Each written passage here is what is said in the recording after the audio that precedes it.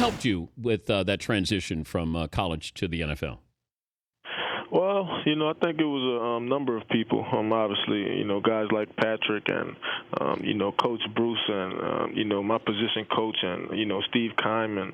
I think it was a group effort, really getting me to just, to believe in myself again. I think that was the biggest thing. And, obviously to hold myself accountable and, to be responsible for my actions. So, myself personally definitely played a part in it, and along with all the positive people, that I've had come into my life. But did you understand what you had at risk, the risk of losing? Well,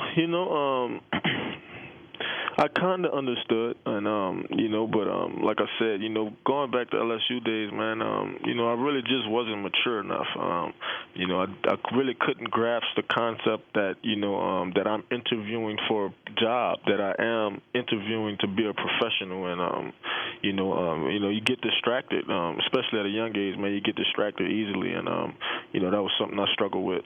But to be able to handle stardom in college, I mean, there's nothing that prepares you for that when you're 19 years of age. Right, absolutely, and I wasn't one of those big time recruits. I didn't have the media following me all throughout high school, and to get to LSU and to play for a dominant team and one of the best teams in the country, and to be the best player on that team, it sure do comes with a lot of risk and a lot of rewards. Well, you look at Leonard Fournette right now, and if he asks for advice, or has he asked for advice?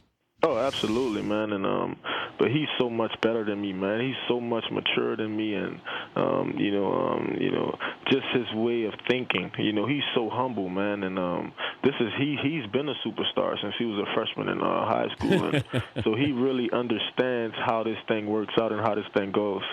So you think that because it came to you a little bit later in your college career, whereas he's been on the national spotlight since he was a freshman in high school, right. It's an easier transition for him than it was with you. Oh, absolutely, man. I was basically an overnight celebrity. I woke up one morning and I was famous. You know what I mean? So my life instantly changed. And others around you change. They treat you differently now because you're Honey Badger. Oh, absolutely, man. And back then, man, I had all yes men. You know what I mean? I had no one to tell me no. I had no really good friends. At least the people that I was hanging out with weren't good friends. None of those guys really, made it their responsibility, and they shouldn't have. But they never really pointed me in the right direction. It really was, one of those cases where, I was the guy in charge, and I had no one to answer to. Yeah, and a lot of this happens with celebrities. You get people who want to be your friend. They don't want to tell you, "Hey, don't do that. That's stupid. Right. You're risking your career, your life." Yeah, absolutely. And, I still run into those type of people nowadays, being a professional and going into my third year. And for me, I just know how to handle people, and I know how to handle situations way better now. And obviously, I regret what I went through at LSU. It cost me a lot of money. But, it's something I look back on, and I'm very appreciative of it because it taught me so many things about myself. It taught me so many things about the world that I was walking into, quote unquote, the NFL, and just being a superstar on this level and being a really good player. It comes with its peaks and valleys. Do you like Honey Badger still as the nickname? Yeah, I mean, I love it, man. They have millions of kids, man, who just love me for being a Honey Badger. I think the biggest thing was when I came out of school and into the draft, I didn't want people to get Tyrann Mathieu confused with the Honey Badger, because you got to think about it.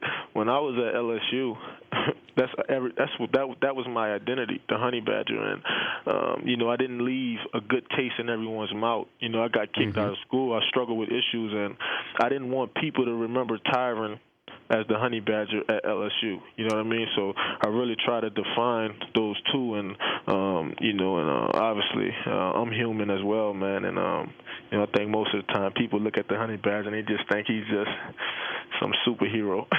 What about Tyrannosaurus? Well, that was my nickname my freshman year. at LSU. It was actually Tyrannosaurus Rex. Do you want me to bring that back when I do the highlights on Sunday night? Hey, I don't mind, man. I don't mind at all. Okay, all right. Give me what was the scouting report on Colin Kaepernick with you guys? Because you guys all of a sudden started to see blood in the water, and everybody wanted to pick six. Oh, absolutely, man. Obviously that was a team that we really struggled with the last couple of years, beating those guys, and it was really good first and foremost to go out there and really dominate them. Colin, we knew coming into the game that in order for him to get going, he was going to have to run the football. He had to use his legs to get going in the passing game, and for us, we really just dissected their passing game, and it's so much simpler than last year, and the route combinations, the route concepts, it's something that we really picked up on early on throughout the week, and we really just prepped, and when we got to Sunday, man, everything that we had ever seen on film and everything our coaches told us really came to light. What is the sidelines like when you get 2 pick sixes, or what did the defense? What did the defensive backs saying or feeling when that happens? Most of the time, man, you got to think, man, our defensive back group, we're so talented, and, we have so much depth that, if I catch a pick, then everybody wants to catch one. And, we have this little game going on where, whoever catches an interception, the guys got to have to give us a gift of some form, and so I was lucky enough to get 2. Well, what'd you get? Well, I didn't get my gifts yet, so I'm real anxious to get those because I underperformed last year. I really wasn't able to get any gifts, so this year I'm healthy and I'm feeling good, and I'm looking forward to getting many gifts. But you had to give gifts last year. What kind of gifts did you give? Oh man, we usually give some T-shirts, some designer shoes. Who's the best gift giver? Well, it'll have to be Patrick Peterson because he has the most money. So it's pretty easy for him to go get whatever he wants. But Patrick actually bought me a Rolex watch one time, and so I was real grateful for that. I think a pick six deserves something special. There should be something like you get a flat screen TV if you get a pick six. Absolutely, and actually, they just came out with a new iPhone, so hopefully one of those guys decide to bring that in. Hey, congrats on the start. Good luck against the Rams. Good to catch up with you again. Thank you, Dan. Appreciate it. Always good talking to you. Tyrann Mathieu, Honey Badger.